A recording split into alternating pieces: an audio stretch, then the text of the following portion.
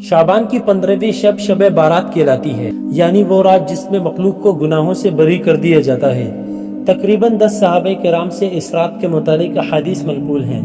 حضرت عائشہ رضی اللہ تعالی عنہا فرماتی ہیں کہ شعبان کی 15ویں شب کو میں نے نبی کریم صلی اللہ علیہ وسلم کو اپنی آرامگاہ پر موجود نہ پایا تو تلاش میں نکلی، دیکھا کہ آپ صلی اللہ علیہ وسلم جنت البقیع کے قبرستان میں ہیں۔ پھر مجھ سے فرمایا کہ آج شعبان کی 15ویں رات ہے، اس رات میں اللہ تعالیٰ آسمان دنیا پر نزول فرماتا ہے اور قبیلہ بنی کلب کی بکریوں کے بالوں کی تعداد سے بھی زیادہ گناہگاروں کی بخشش فرماتا ہے۔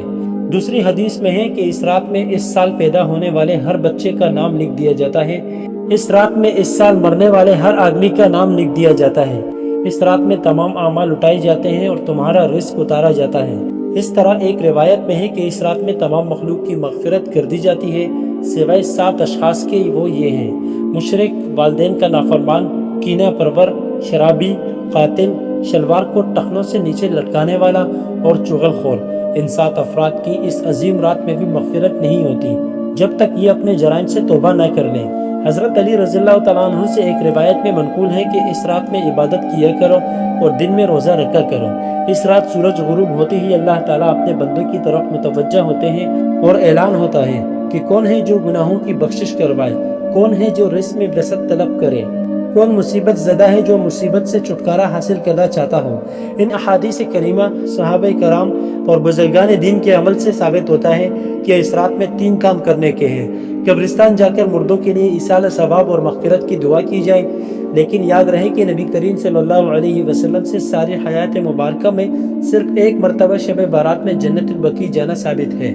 اس لیے اگر کوئی شخص زندگی میں ایک مرتبہ بھی اتباع سنت کی نیت سے چلا جائے تو اجر ثواب کا باعث ہے، لیکن پھول پتیاں، چادر چڑھاوے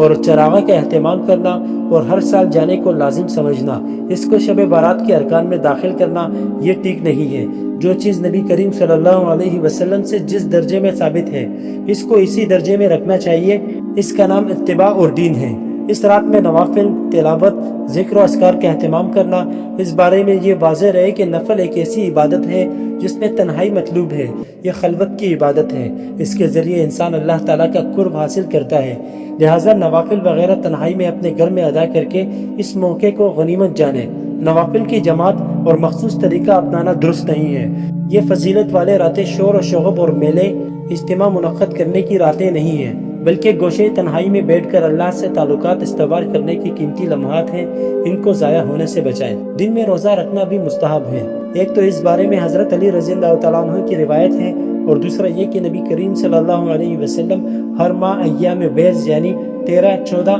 اور 15 تاریخ کے روزوں کا اہتمام فرماتے تھے، لہٰذا اس نیت سے روزہ رکھا جائے تو معجب اجر و ثواب ہوگا۔ باقی اس رات میں پٹاخے بجانا، آتش بازی کرنا اور حلوے کی رسم کا اہتمام کرنا، یہ سب خرافات اور اسراف میں شامل ہیں۔ شیطان ان فضولیات میں انسان کو مشغول کر کے اللہ کی مغفرت اور عبادت سے محروم کر دینا چاہتا ہے، اور یہی شیطان کا اصل مقصد ہے۔ بہرحال اس رات کی فضیلت بے اصل نہیں ہے، اور سلف صالحین نے اس رات کی فضیلت سے فائدہ اٹھایا ہے۔